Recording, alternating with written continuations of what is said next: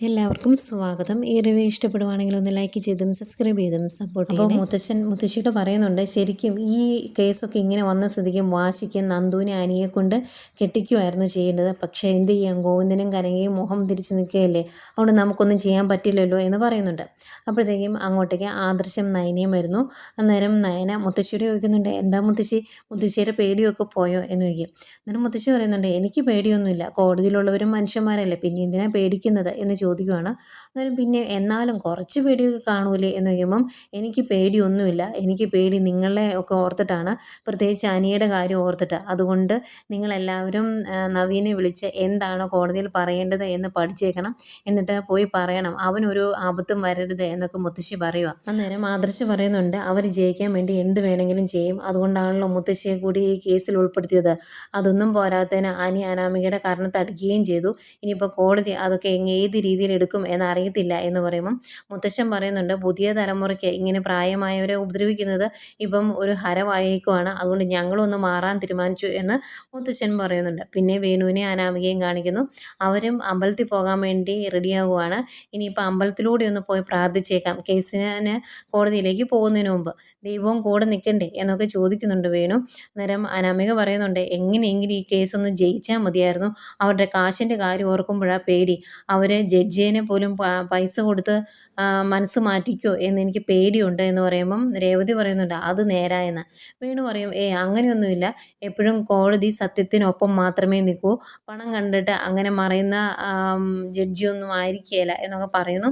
ഏതായാലും നല്ല രീതിയിൽ പഠിക്കണം കാര്യങ്ങളൊക്കെ, അതുകൊണ്ട് അമ്പലത്തിൽ പോയിട്ട് വന്നതിന് ശേഷം നമുക്ക് ഒന്നുകൂടെ വക്കീലിൻ്റെ അടുത്ത് കയറാം, എന്തെങ്കിലും നോട്ട് ചെയ്യണമെന്നുണ്ടെങ്കിൽ ഒരു ഡയറിയും കൂടി എടുത്തു, കാരണം കള്ളം തരം പറയാൻ ഇത്രയും കഴിവുള്ളൊരു വക്കീൽ വേറെ ഇല്ല എന്നൊക്കെ പറയുമ്പോൾ അനാമിക പറയുന്നുണ്ട്, അത് സാരമില്ല, അങ്ങനെ എന്തെങ്കിലും പറഞ്ഞു തന്നിട്ടുണ്ടെങ്കിൽ ഞാൻ ഫോണിൽ റെക്കോർഡ് ചെയ്തോളാമെന്ന്.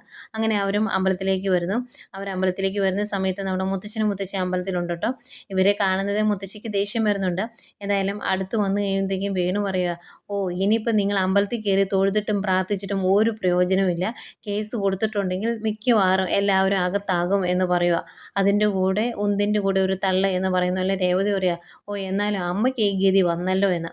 അന്നേരം മുത്തശ്ശൻ പറയുന്നുണ്ട്, ഇവളെ പോലെയുള്ളവരൊക്കെ കുടുംബത്തിലോട്ട് കയറി വന്നാൽ ഇതെല്ലാം ഇതിനപ്പുറം നടക്കുമെന്ന് പറയുക. അന്നേരം വേണു പറയുന്നുണ്ട്, തെളിവുകൾ ഇഷ്ടം പോലെ ഉണ്ട്, നിങ്ങളുടെ കൊച്ചുമോൻ എൻ്റെ മോളുടെ മുഖത്തടിച്ചു, അതുപോലെ ഇയാൾ എൻ്റെ മുഖത്തും അടിച്ചു എന്ന് പറയുമ്പോഴത്തേക്കും മുത്തശ്ശൻ ഒരെണ്ണം കൂടെ കൊടുക്കും. എന്നിട്ട് പറയുന്നുണ്ട്, ഇതുകൂടെ നീ അങ്ങ് കണക്കിൽ ഉൾപ്പെടുത്തിക്കോ, അമ്പലമുറ്റത്തും വെച്ച് തല്ലി എന്ന് വക്കീലിനോട് പോയി പറ, എന്നിട്ട് ഇതും ആ കേസിലങ്ങ് ഉൾപ്പെടുത്തിക്കോ എന്ന് പറയും.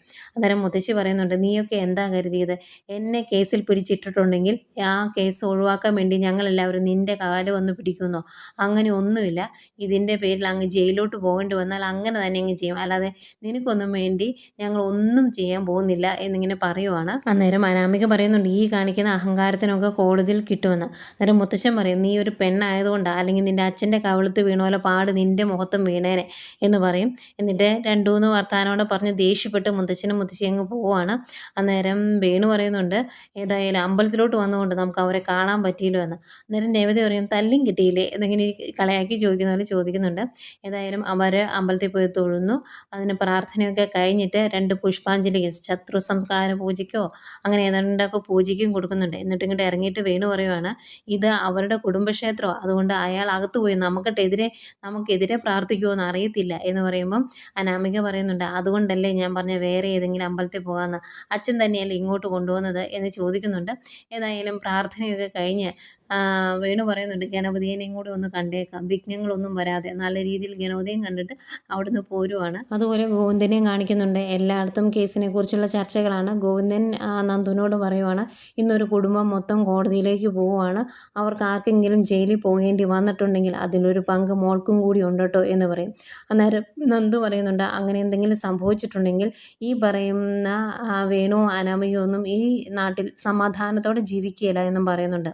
അന്നേക്ക് അപ്പോഴത്തേക്കും അമ്പലത്തിൽ പോയി പ്രാർത്ഥിച്ചിട്ട് കനകയും അങ്ങോട്ട് വരുന്നുണ്ട്. അന്നേരം കനക ഇത് തന്നെ പറയുവാണ്, അവർക്ക് ജയിലിൽ പോകേണ്ടി വന്നിട്ടുണ്ടെങ്കിൽ നന്ദൂട്ട അതിനൊരു പങ്ക് നിൻ്റെയും കൂടിയാണ് എന്ന് പറയുക. അന്നേരം നന്ദു പറയുന്നുണ്ട്, അങ്ങനെയൊന്നും സംഭവിക്കത്തില്ല. ഇനി അഥവാ അങ്ങനെ എന്തെങ്കിലും സംഭവിച്ചിട്ടുണ്ടെങ്കിൽ തന്നെ എന്താ ചെയ്യേണ്ടത് എന്ന് എനിക്കറിയാമെന്നൊക്കെ നന്ദുവും പറയുന്നുണ്ട്. അന്നേരം കനക പറയുന്നുണ്ട്, ഈ കേസൊന്ന് തീർന്നു കഴിഞ്ഞിട്ടുണ്ടെങ്കിൽ എത്രയും പെട്ടെന്ന് ആ സച്ചിയായിട്ടുള്ള വിവാഹം ഞങ്ങൾ നടത്തും. ഗോവിന്ദേട്ടാ നമുക്കത് നടത്തണം കേട്ടോ എന്നൊക്കെ പറയുന്നുണ്ട്. അതുപോലെ കേസിൽ ജയിക്കാൻ പറ്റിയാൽ മതിയായിരുന്നു എന്ന് പറയുക. അല്ലാതെ മുത്തശ്ശനോ മുത്തശ്ശിക്കോ അനിക്കോ ആർക്കെങ്കിലും ജയിലിലേക്ക് പോകേണ്ടി വന്നിട്ടുണ്ടെങ്കിൽ അതൊരു വലിയ സങ്കടമാകും എന്നൊക്കെ പറയുമ്പം നന്ദു പറയുന്നുണ്ട്, അങ്ങനെ എന്തെങ്കിലും സംഭവിച്ചിട്ടുണ്ടെങ്കിൽ അച്ഛനും അമ്മയും ഒരു കാര്യം മനസ്സിൽ വെച്ചു, ആനന്ദപുരിയിലെ ആരെങ്കിലും ജയിലിലേക്ക് പോകേണ്ടി വന്നിട്ടുണ്ടെങ്കിൽ പിന്നെ അനാമികയും വേണുമൊക്കെ ഇരുന്ന് നിരങ്ങി കാലം കഴിക്കുകയുള്ളൂ. രണ്ടെണ്ണത്തിൻ്റെ നടുവ് ഞാൻ വെള്ളമാക്കും. അതല്ലാതെ ഒന്നും സംഭവിക്കാൻ പോകുന്നില്ല. ഇവിടെ സത്യമാണ് ജയിക്കേണ്ടത്. അങ്ങനെ സത്യം ജയിച്ചില്ലെങ്കിൽ പിന്നെ ഞാൻ ഈ യൂണിഫോം ഇട്ടുകൊണ്ട് നടക്കുന്നതിന് വലിയ കാര്യമില്ലല്ലോ എന്നൊക്കെ നന്ദു പറയുന്നുണ്ട്. ഇതിൻ്റെ അകത്ത് കനകയിലും ഗോവിന്ദൻ്റെയും കുറേ ഡയലോഗ്സ് ഉണ്ട് കേട്ടോ. അതൊക്കെ ചുമ്മാ ആവശ്യമില്ലാതെ ഇതിനു മുമ്പ് പറഞ്ഞ പല കാര്യം ചുമ്മാ ഇട്ടിട്ട് റിപ്പീറ്റ് അടിച്ചുകൊണ്ടിരിക്കുക. നമുക്ക് ബോറാവും ആ ഭാഗം വീണ്ടും വീണ്ടും കാണുമ്പോൾ. പിന്നെ ജലജയും ജാനകിയും കാണിക്കുന്നുണ്ട്. ജാനകിക്ക് ഇപ്പോൾ ഇത്തിരി വിഷമമൊക്കെ ആയി തുടങ്ങി കേട്ടോ. അതിന് കാരണം മുത്തശ്ശിനെയും കൂടെ കേസിൽ ഉൾപ്പെടുത്തിയതാണ്. അത് പറയുമ്പം ജലജ പറയുന്നുണ്ട്, അങ്ങനെ പറഞ്ഞിട്ട് കാര്യമില്ലല്ലോ, ഇതെല്ലാം ഉണ്ടാക്കി വെച്ചത് ആരാന്ന് കൂടി നീ ഒന്ന് ചിന്തിക്കുക എന്ന് പറയുക. അന്നേരം ജാനകി പറയും, എന്തൊക്കെയാണെന്ന് പറഞ്ഞാലും അവൾ അമ്മ കേസിൽ ഉൾപ്പെടുത്തിയത് ശരിയായില്ല എന്ന് പറയുക. അന്നേരം ജലജ പറയുന്നുണ്ട്, ഈ പ്രശ്നങ്ങളെല്ലാം തുടങ്ങിയത് എവിടെ നിന്നാണെന്ന് നീ ഒന്ന് ചിന്തിച്ചു നോക്കിയെന്ന്. അന്നേരം ജാനകി പറയുന്നുണ്ട്, ഇപ്പോഴും ഏട്ടത്തിയെ കൊല്ലാൻ നോക്കിയത് അനാമികയാണ് എന്നൊന്നും ഞാൻ വിശ്വസിക്കുന്നില്ല. പക്ഷേ ഈ ഒരു കേസ് കൂടി വന്നതിന് ശേഷം എന്നോട് അനിയോ ജേട്ടനോ ഒന്നും മിണ്ടുന്നു പോലുമില്ല. അതൊന്നും എനിക്ക് സഹിക്കാൻ പറ്റുന്നില്ല എന്ന് പറയുമ്പം ജലജ പറയും, ശരിയാ, ഈ പ്രശ്നങ്ങൾ മൊത്തം ഉണ്ടാക്കിയത് അവൾ ആ നന്ദു ഒറ്റ ഒരുത്തിയാണല്ലോ എന്ന് ഓർക്കുമ്പോൾ എനിക്ക് ദേഷ്യം വരുന്നുണ്ട് എന്നൊക്കെ പറയും. അന്നേരം ഇത് കേട്ടുകൊണ്ടാണ് അവിടുന്ന് അനി ഇറങ്ങി വരുന്നത്. അന്നേരം അനി പറയുന്നുണ്ട്, ഈ പ്രശ്നങ്ങൾ മൊത്തം ഉണ്ടാക്കിയത് അനാമികയാണ്, എന്നിട്ട് നന്ദുവിൻ്റെ തലയിലേക്ക് നിങ്ങൾ കയറിക്കുക എന്ന് പറയുമ്പോൾ അതേള അവൾ ഒറ്റ ഒരുത്തി ഇതിനെല്ലാം കാരണം എന്ന് പറയുക. അതുമാത്രമല്ല അതിൻ്റെ കൂടെ നീയുണ്ട് എന്ന് പറയുമ്പം അനി പറയുന്നുണ്ട്, ആയിക്കോട്ടെ, ഏതായാലും മുത്തശ്ശനും മുത്തശ്ശിയും കോടതിയിലോട്ടല്ലേ വരുന്നത്, അവർക്ക് എൻ്റെ കൂടെ ജയിലിലേക്ക് വരേണ്ട ഒരു ഗതി വന്നിട്ടുണ്ടെങ്കിൽ അമ്മയ്ക്ക് ഇങ്ങനെ ഒരു മകനില്ല എന്ന് അമ്മ പിന്നെ കരുതിക്കോണം. കാരണം ആ വേണുവിനെ അനാമികയും കൊന്നിട്ടേ ഞാൻ പിന്നെ ജയിലിലേക്ക് പോകുള്ളൂ എന്നൊക്കെ പറയുക. അന്നേരം അങ്ങനെയൊന്നും സംഭവിക്കാതിരിക്കാൻ നമുക്ക് പ്രാർത്ഥിക്കാം എന്നൊക്കെ ജലജ പറയുന്നുണ്ട്. അന്നേരം എല്ലാവർക്കും രാവിലെ കോടതിയിലോട്ട് പോകണമല്ലോ, എല്ലാവരും കേസിൽ ഉൾപ്പെട്ടിട്ടുണ്ടല്ലോ. അതുകൊണ്ട് ദേവയാനിയും ആദർശം നയനിയും എല്ലാവരും ഇറങ്ങി വരും. എന്നിട്ട് ദേവയാനി പറയുന്നുണ്ട്, നിങ്ങളെല്ലാവരും നന്നായിട്ടിരുന്ന് പ്രാർത്ഥിക്കുക, ഞങ്ങളെല്ലാവരും ഒരുമിച്ച് ജയിലിലോട്ട് പോകണമെന്ന്, അപ്പോൾ നിങ്ങൾക്ക് സമാധാനം കിട്ടുമല്ലോ എന്നിങ്ങനെ പറയുക. അന്നേരം ജാനകി, ചേട്ടത്തി എന്താ ഇങ്ങനെയൊക്കെ സംസാരിക്കുന്നത്, അങ്ങനെയൊന്നും ഞാൻ ചിന്തിക്കുകയില്ല എന്ന് പറയുമ്പോൾ, ഇന്നലെ രാത്രി നല്ല രീതിയിൽ കിട്ടിയില്ല അജയൻ്റെ കയ്യിൽ നിന്ന്, എങ്ങനെയാ തല്ലും കിട്ടിയോന്ന് ചോദിക്കുമ്പോൾ തല്ലിയൊന്നുമില്ല, പറയാനുള്ളതൊക്കെ പറഞ്ഞു എന്ന് ജാനകി പറയുന്നുണ്ട്. അന്നേരം ആദർശ് പറയുന്നുണ്ട്, പിന്നെ പറയാതെ എങ്ങനെയാണ്, ഇത്രയൊക്കെ സംഭവങ്ങൾ നടന്നിട്ട് ഇപ്പോഴും ഇളയമ്മ അവളെ സപ്പോർട്ട് ചെയ്യുവാണെങ്കിൽ എങ്ങനെ പറയാതിരിക്കും, ജയിക്കാൻ വേണ്ടി അവൾ എന്തും ചെയ്യുമെന്ന് മുത്തശ്ശിയെ കൂടി കേസിൽ ഉൾപ്പെടുത്തിയപ്പം ഇളയമ്മയ്ക്ക് മനസ്സിലായില്ലേ എന്നൊക്കെ ചോദിക്കുന്നുണ്ട് ആദർശ്. അപ്പോഴത്തേക്കും മുത്തശ്ശനും മുത്തശ്ശി ഇങ്ങനെ അവിടെ നിന്ന് വരുവാണേ. അപ്പം മുത്തശ്ശിക്ക് നല്ല ടെൻഷനുണ്ട്. പക്ഷെ മുത്തശ്ശൻ പറയാതെ പുറത്ത് കാണിക്കുകയൊന്നും ചെയ്യരുത് എന്ന്. അന്നേരം അവർ രണ്ടുപേരുടെ വന്നിട്ട് മുത്തശ്ശി ഭയങ്കര ധൈര്യം ഉണ്ട് എന്ന് കാണിക്കാൻ വേണ്ടി ദേവയാനിയോട് ചോദിക്കുകയാണ്, ദേവയാനി നിനക്ക് പേടി എന്തെങ്കിലും ഉണ്ടോയെന്ന്. അന്നേരം എനിക്കങ്ങനെ പേടിയൊന്നും ഇല്ലമ്മേ എന്ന് പറയുമ്പോൾ, അങ്ങനെ പേടിക്കരുത്, ഇങ്ങനെ ഒരു കള്ളക്കേസ് കൊടുത്ത് അവളുടെ മുമ്പിൽ നമ്മൾ തോക്കരുത്, അതുകൊണ്ട് കോടതിയിൽ നല്ല ധൈര്യത്തോടെ കാര്യങ്ങളൊക്കെ പറഞ്ഞോണം എന്നൊക്കെ മുത്തശ്ശി പറയുക. അന്നേരം മുത്തശ്ശൻ എല്ലാവരോടുമായിട്ട് പറയുന്നുണ്ട്, കണ്ടല്ലോ, ഇയാൾക്ക് അങ്ങനെ പേടിയൊന്നുമില്ല, ഇയാൾ നല്ല ധൈര്യത്തോടെ ഈ കേസിനെ നേരിടും എന്ന് പറയുമ്പം ജലജ മനസ്സിലോർക്കുക, ഈശ്വര, ഇവർക്ക് യാതൊരു പേടിയില്ലല്ലോ, പേടിച്ച് പനി പിടിക്കുമെന്ന് ഞാൻ ഓർത്തതായിരുന്നു എന്നിങ്ങനെ മനസ്സിലോർക്കുന്നുണ്ട്. അന്നേരം മുത്തശ്ശൻ ജലജയോട് ചോദിക്കും, ജലജ നീ എങ്ങനെയാണ്, ഞങ്ങൾ പോയി കഴിയുമ്പോൾ നീ പ്രാർത്ഥിക്കുമോ എന്ന് ചോദിക്കുമ്പോൾ, ഞാൻ ഇന്നലെ തൊട്ടേ പ്രാർത്ഥനയിലാണ് എന്ന് പറയും. അന്നേരം മുത്തശ്ശൻ ചോദിക്കുന്നുണ്ട്, എങ്ങനെയാണ്, അനി മാത്രം ജയിലിലോട്ട് പോകണമെന്നാണോ അതോ ഞങ്ങളെല്ലാവരും ഒരുമിച്ച് പോകണമെന്നാണോ, എങ്ങനെയാണ് നീ പ്രാർത്ഥിച്ചതെന്ന് ചോദിക്കുമ്പോൾ, ഈ കുടുംബത്തിൽ ആർക്കെങ്കിലും അങ്ങനെ ഒരു വിഷമം വന്നാൽ എനിക്ക് സങ്കടമാകില്ലേ, അത് അച്ഛനും അമ്മയ്ക്കും അറിയത്തില്ലേ എന്നൊക്കെ ചോദിക്കുന്നു. ഏതായാലും അവരെല്ലാവരുടെ കോടതിയിലേക്ക് ഇറങ്ങുവാണ്. അവരങ്ങ് പോയി കഴിയുമ്പോഴേക്കും ദേവേനി പോകുന്നതിന് മുമ്പ് ജാനകിയോടായിട്ട് പറയുന്നുണ്ട്, ജാനകി, ഇനിയെങ്കിലും ഈ കേസ് ഞങ്ങൾ ജയിക്കാൻ വേണ്ടി നീ ഇവിടെ ഇരുന്ന് പ്രാർത്ഥിക്കണം. കാരണം ഞങ്ങൾ മാത്രമല്ല പ്രതിസ്ഥാനത്ത് നിൽക്കുന്നത്, നിൻ്റെ മകൻ കൂടിയുണ്ട്, അവനോട് ഈ കേസിൽ നിന്ന് രക്ഷപ്പെട്ടു പോരണമെങ്കിൽ അങ്ങനെയെങ്കിലും ഒന്ന് പ്രാർത്ഥിക്കുക എന്ന് പറഞ്ഞിട്ടാണ് ദേവയാനി ഇറങ്ങി പോരുന്നത്. പോന്നു കഴിയുമ്പം ജാനകിക്ക് ചെറിയൊരു സങ്കടം ഇവിടുന്നാണ്ടൊക്കെ വരുന്നുണ്ട് കേട്ടോ. ഈ സമയം നവ്യയ്ക്ക് ഭയങ്കര സങ്കടമാണ്. നവ്യ അഭിയോട് പറയുന്നുണ്ട്, "എടാ എന്നാന്ന് പറഞ്ഞാലും അവൾ മുത്തശ്ശനെയും മുത്തശ്ശിയെയും കേസിൽ ഉൾപ്പെടുത്തിയത് ശരിയായില്ല" എന്ന് പറയുക. അന്നേരം അഭി പറയുക, "എന്താ ശരിയായിക? ഒരു കുഴപ്പമില്ല.